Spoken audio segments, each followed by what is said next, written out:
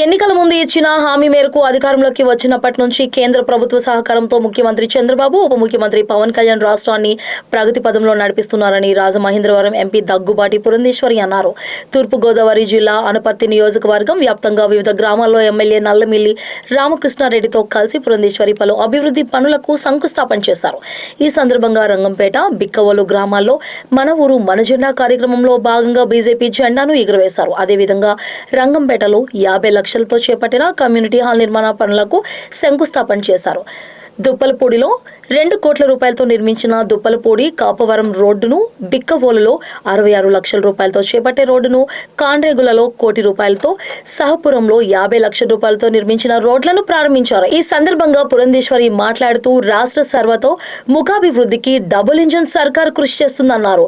తెదేపా కూటమి పరిపాలనలోని నియోజకవర్గంలో అభివృద్ధి ప్రగతి పదంలో ముందుకు వెళ్తుందని తెలిపారు. నియోజకవర్గంలో స్థానిక శాసనసభ సభ్యులు సోదరులు రామకృష్ణారెడ్డి గారితో ఈ నియోజకవర్గ పర్యటన చేయడం జరుగుతుంది.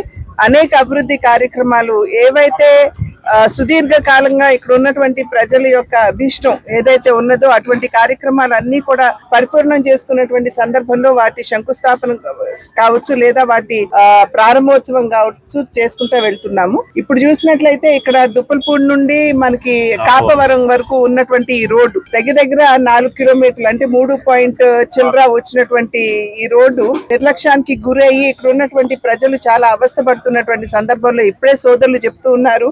లోతు గొయ్యలు కూడా ఉండేవి. ఇక్కడ మేము అసలు వెళ్ళడానికి చాలా ఇబ్బంది పడేవాళ్ళం. ఎప్పుడు ఈ రోడ్డు అభివృద్ధి జరిగినా కూడా అది తెలుగుదేశం అధికారంలో ఉన్నప్పుడు లేదా కూటమి అధికారంలో ఉన్నప్పుడు లేదా రామకృష్ణారెడ్డి గారు వారి తండ్రి గారు మూలారెడ్డి గారు వారు ఇక్కడ ఎమ్మెల్యేలుగా ఉన్నటువంటి సందర్భంలోనే జరిగింది అని చెప్పి ఇప్పుడే ఇక్కడ ఉన్నటువంటి సోదరులు చెప్పి వెళ్ళినటువంటి మాట.